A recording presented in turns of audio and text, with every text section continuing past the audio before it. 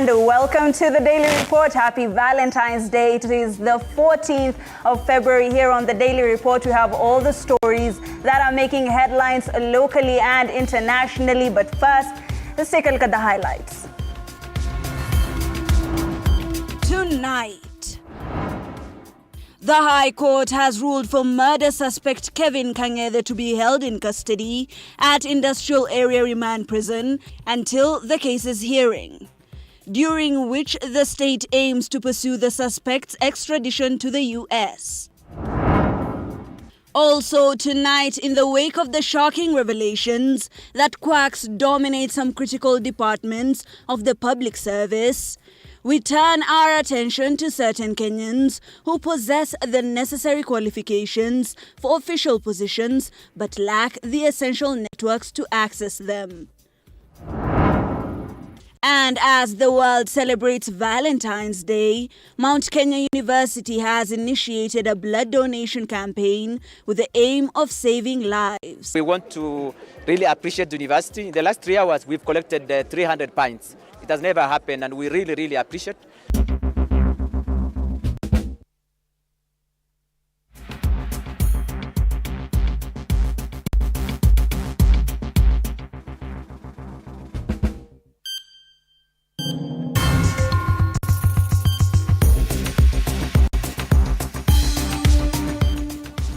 Welcome once again to Daily Report here on TV47. My name is Hibak Saeed. On sign language interpretation tonight is Rhoda Nyamai. To start us off, the prosecution in the case of murder suspect Kelvin K, who had escaped custody, has called on the court to detain him at the Industrial Area Remand Prison. K was arrested or was arraigned before Magistrate Lucas Onyina at the Milimani Law Court. Now, after his arrest last night in Ngong, the arrest came days after he escaped from the Muthaiga police station. Now, Sheila Chilangat has details on that story. A tip-off from members of the public in Kajiado North would lead to the rearrest of escapee prisoner Kelvin K. At around 11 p.m. Tuesday night, the 41-year-old was arrested in Ngong Township, just 3 kilometers west of the Ngong police station. After the escape from Muthaiga police station, K is said to have sought refuge at the residence of a distant relative in Ngong. I think it is in order what we did because we wanted to also save his life and to save Kangethe's life by him not being found out there and maybe shot down. We would have preferred him to be found alive and handed over to the US as per the way the earlier story was. Suspect was placed in custody, and in the wee hours of Wednesday morning, officers from the DCI headquarters fetched him ahead of his arraignment in court. K awaits a decision from the court on his imminent extradition to the US, where he is alleged to have murdered Margaret Mbitu in Massachusetts on October 31st, 2023. And in view of the extradition orders, the court had allowed for 30 days custodial orders awaiting processing, the reason why he was being held at the Muthaiga police station. Following his rearrest Tuesday night, K was arraigned before Chief Magistrate Lucas Onyina at the Milimani Law Court. K will now be held at the Nairobi remand in the Industrial Area Prison. Any escape as a matter of procedure must be subject of investigation, and it would not be safe for the respondent to be remanded at a police station when part of those investigations may be police officers in whose custody the respondent was before he escaped as alleged. The case that has attracted a worldwide audience is scheduled for mention on the 19th of February for further directions. Sheila Chilangat for TV47. Thank you, Sheila Chilangat, for that report. It is now emerging that the 4 suspects who allegedly visited the home of world marathon record holder Kelvin Kiptum 4 days before he died were there to discuss business. After hours of grilling, it equally emerged that they suspected themselves or that they surrendered themselves, this being in contrast to earlier reports that they had been arrested. George Maringa reports. Circumstances surrounding the death of the world's fastest marathoner Kelvin K took a new twist after 4 men who visited the deceased athlete's parents and widow last week were grilled for 6 hours in Iten. My clients have nothing at all concerning the occurrence of the accident. What happened to the late?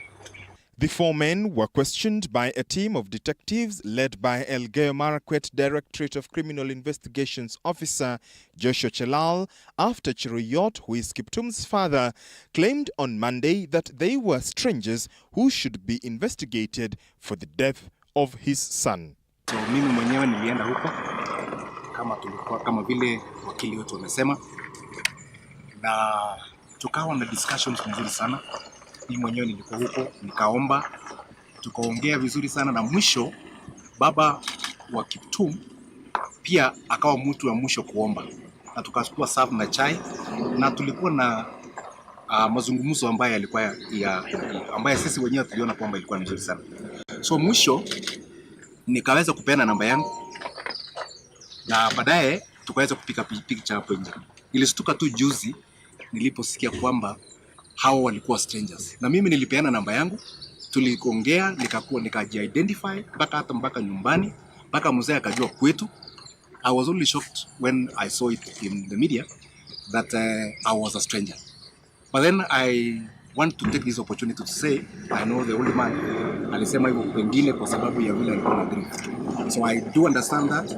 The 4, who are actually businessmen, said they visited Kiptum's parents and widow to negotiate a way out of a deadlock relating to a Chinese sportswear deal. The Chinese company, which had signed a contract with the late deceased, and my clients had been sent to negotiate and to try to come up with amicable solution.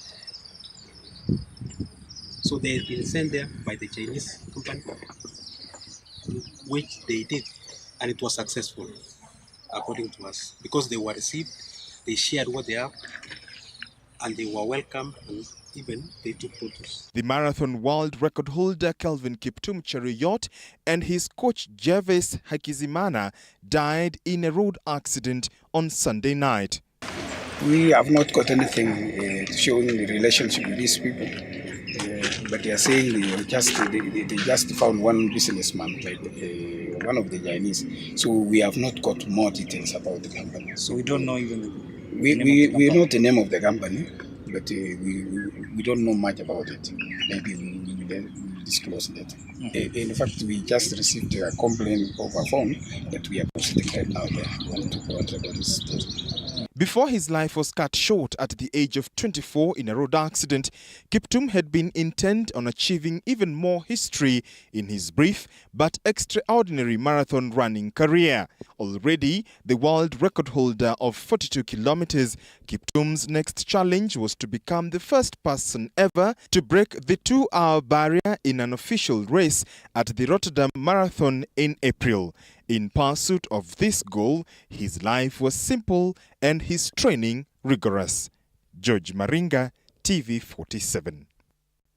Thank you, George. Moving on, Chief Justice Martha Koome has eulogized retired Justice Akilano Molade Akiwumi as a patriotic and distinguished jurist. In a condolence message to the family of the deceased, Koome says Justice Akiwumi was known for delivering numerous judgments and rulings that enriched the judiciary's legal framework. Justice Akilano chaired the renowned Akiwumi Commission of Inquiry into tribal clashes that investigated various ethnic clashes in the country. Between 1991 to 1998, he was also the president of Comesa Court of Justice from 2000 to 2003. Justice Akiwumi has also been remembered as a mentor and friend to many in the judiciary and legal fraternity.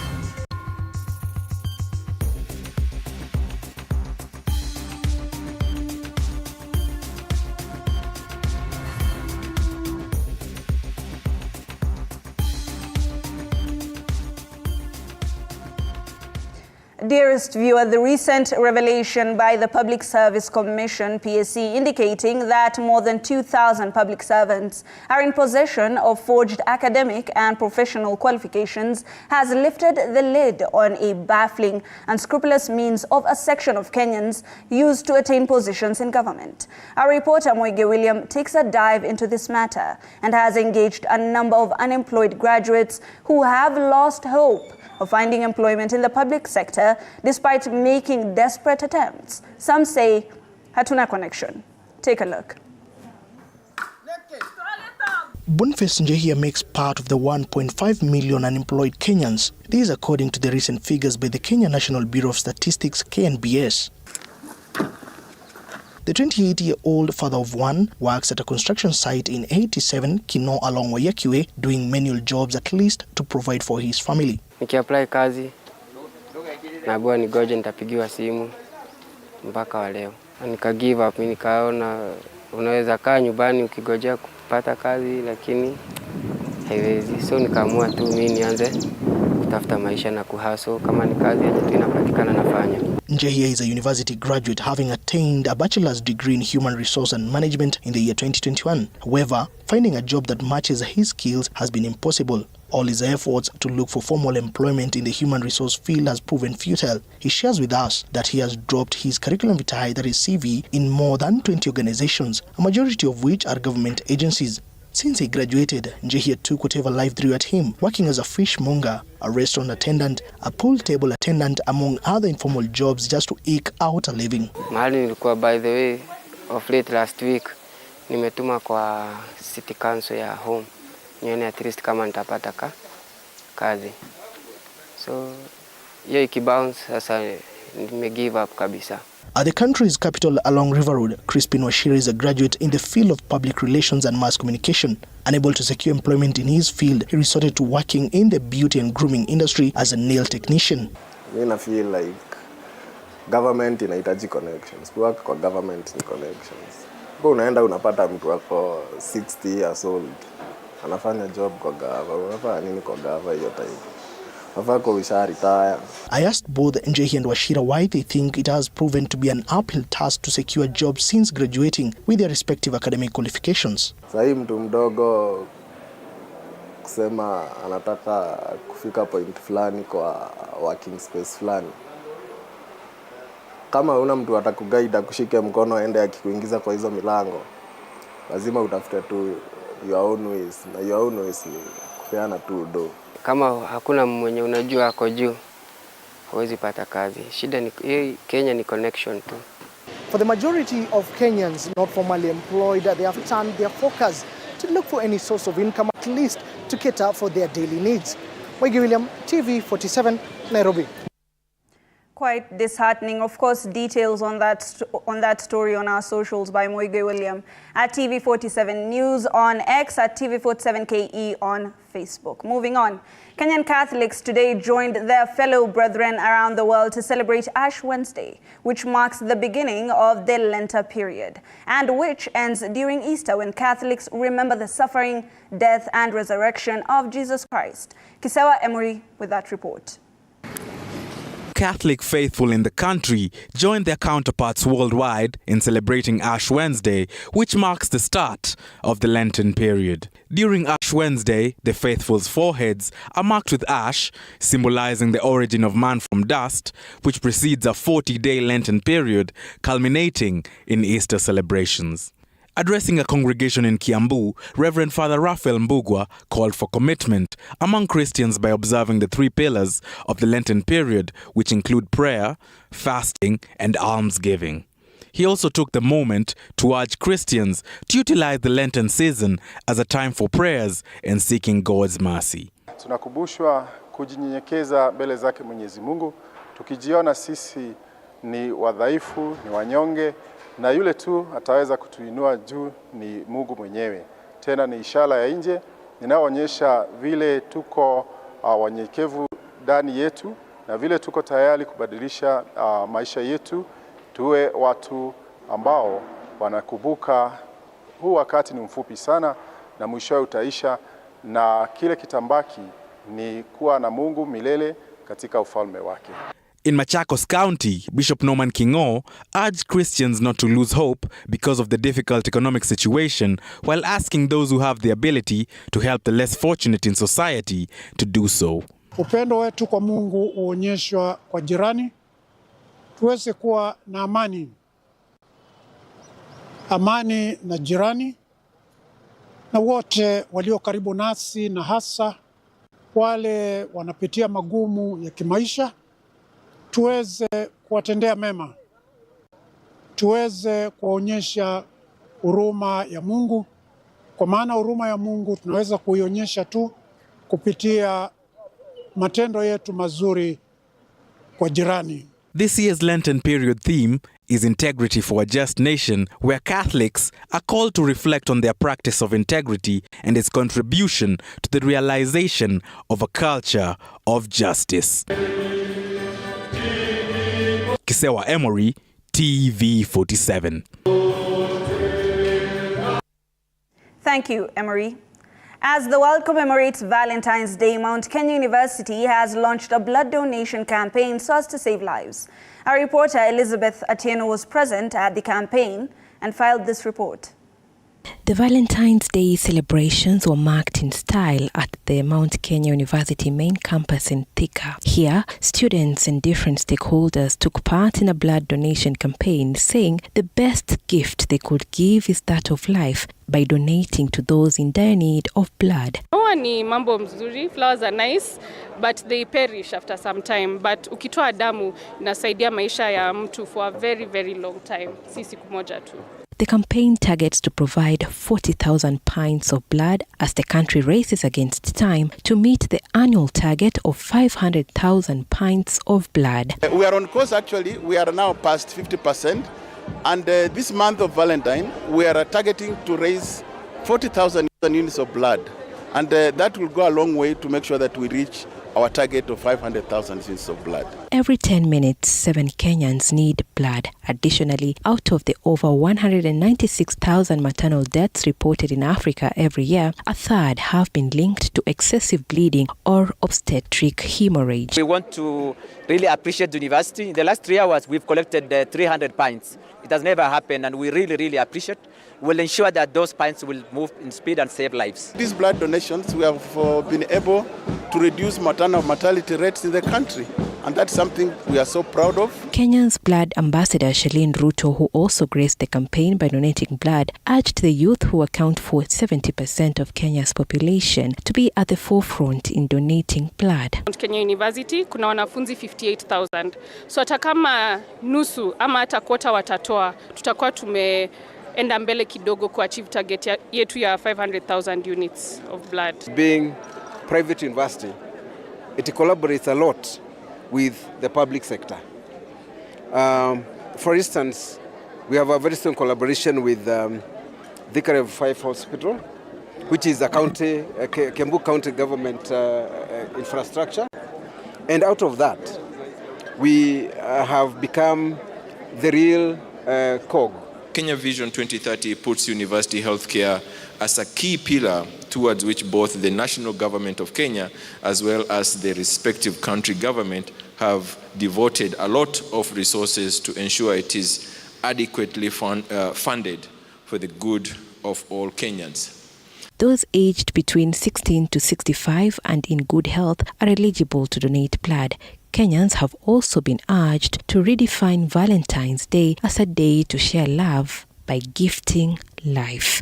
Elizabeth Atieno, TV47. Those drawn from Kiambu County celebrated the day by making a surprise visit to the spouse of Azimio leader Ida Odinga. The leaders expressed their unwavering support for the opposition leader, dismissing claims that there exists bad blood between Odinga and the people from the larger Mount Kenya region.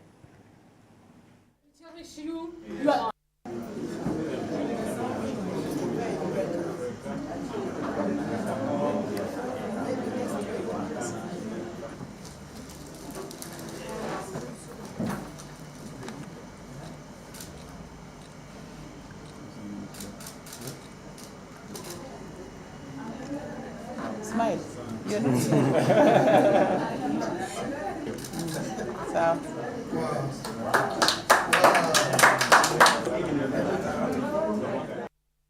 Now, the Energy and Petroleum Regulatory Authority, EPRA, has reduced the price of petrol, diesel and kerosene prices by 1 shilling in Nairobi. The price of petrol will retail at 206 shillings, diesel will retail at 195 shillings and kerosene at 193 shillings. According to EPRA, the price of diesel has been cross-subsidized with that of super petrol, while kerosene has been fully stabilized. EPRA has added that the purpose of the petroleum pricing regulations is to cap the retail prices of the petroleum products which are already in the country, so that importation and other prudently incurred costs are recovered while ensuring reasonable prices to consumers.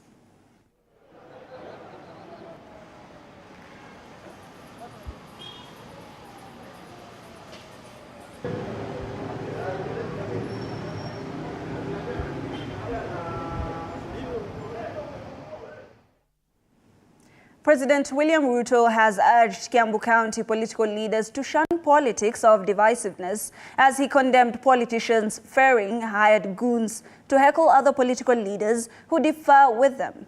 Micah Gwongo reports.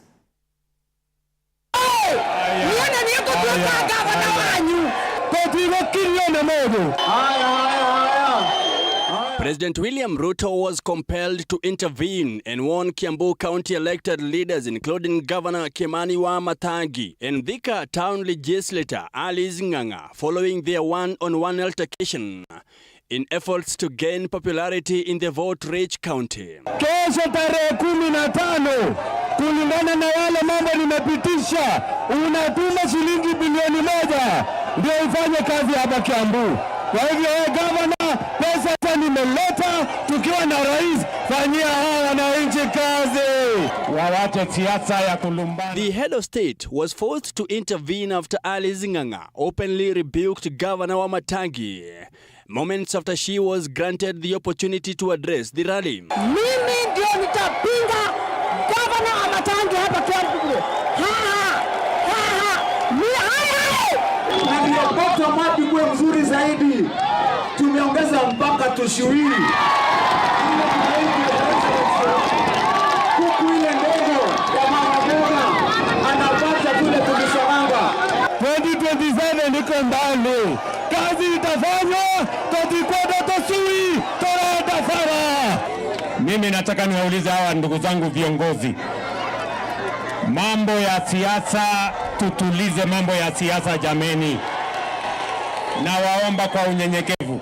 3 months ago, the Deputy President Rigathi Gachagua called a group of Kiambu officials to discuss political disagreements that were threatening to impede the provision of services in the heavily populated county. Mambo ya housing, Your Excellency, hatutakubali kiongozi atakayeregea kuhakikisha ya kwamba housing ambayo itakuja kupatia hawa vijana kazi. Lazima tusimame na wewe, tuhakikishe hizo housing zimeanza. Mpango ya kazi Mheshimiwa Rais ambao ulituwekea kwa ICT hubs kama hiyo umesema Mheshimiwa Kahangara atajenga hapa. President William Ruto vowed to convene a meeting between the differing leaders, hoping that they will sort out their differences.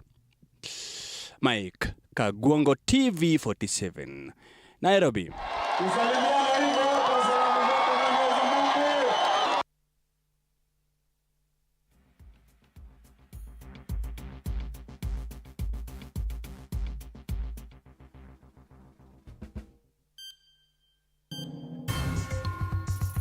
Now, with that story from Micah Gwongo, we go for a very short first break. When we come back, we have sports news. Don't go too far.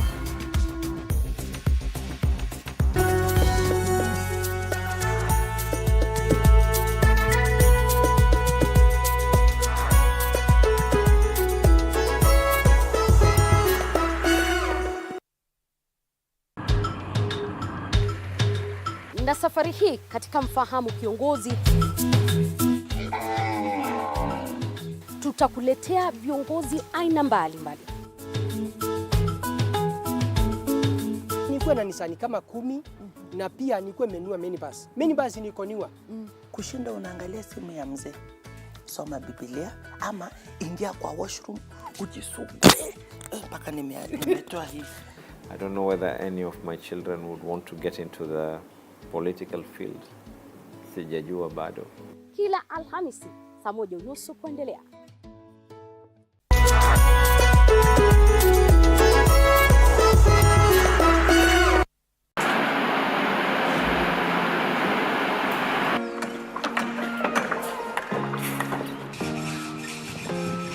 Join us on a journey through the concrete jungles and rising skylines, where every beam, every nail tells a story of progress and vision. In every aspect of life, you have to look at several dynamics. From groundbreaking. Nowadays with the tech, you can check on different websites or you check online and you can see some inspiration. So at least that one would be a direction already.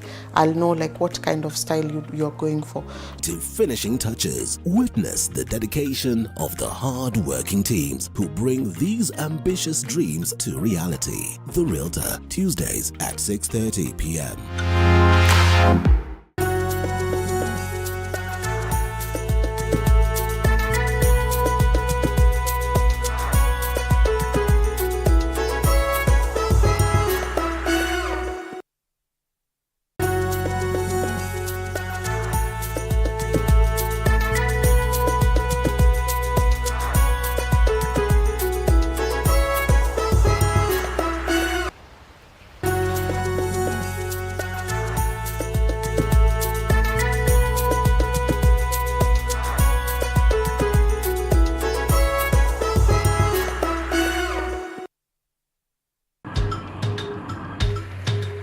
Na safari hii katika Mfahamu Kiongozi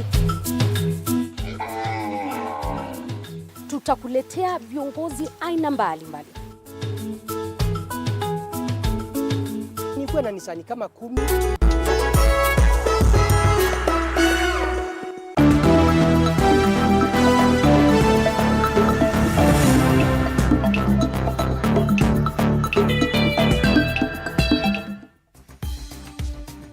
Welcome back. Stocks and markets decentralized finance is a term that is used to describe the digital transaction platforms such as cryptocurrencies and bitcoins. Today, we analyze these platforms as we look at how they work, the risks associated with them, and how they can benefit investors in our stocks and markets. Happy Valentine's and welcome to this week's market summary with me, Natasha Wairimu. Now, cryptocurrencies are digital or virtual currencies that use cryptography for secure transactions, and they are decentralized, meaning that they're not controlled by any central authority like a government or a bank. Today, our conversation is about investing in cryptocurrencies, and we will get more information on how to invest in these cryptos from Tony Mburu, a well-known crypto investor. Let's take a look. For Bitcoin, how much is produced in the market, the supply reduces by half every 4 years. So reduced in 2016, 2012, 2016, 2020, 2024. So the year after halving is usually a bull year, is where we climax the market. So 2017, we saw Bitcoin rise from, I think February of 2017, we were at $900. 2017 December, we clocked $20,000. It's like almost 10-20 times. There is no asset class that in the market that can do that much. The market closed the week on a mixed note, with the Nairobi Securities Exchange All Share Index 10 and 25 share indices shedding 1.3%, 0.9% and 0.4% week over week respectively, while the Nairobi Securities Exchange 20 share index gained 0.3% in the week. Equity Group dominated market activity at 41.9% of the week's turnover levels. The counter shed 1.8% week over week to 37.45 Kenya shillings. Similarly, Safaricom shed 3.3% week over week to close at 13.05 Kenya shillings, a 13-week low closing the week as the worst performing top mover. Stanbic was the week's best performing top mover on a 4.5% week-over-week rally to 115 Kenya shillings, the highest since 17th October 2023. TransCentury was the leading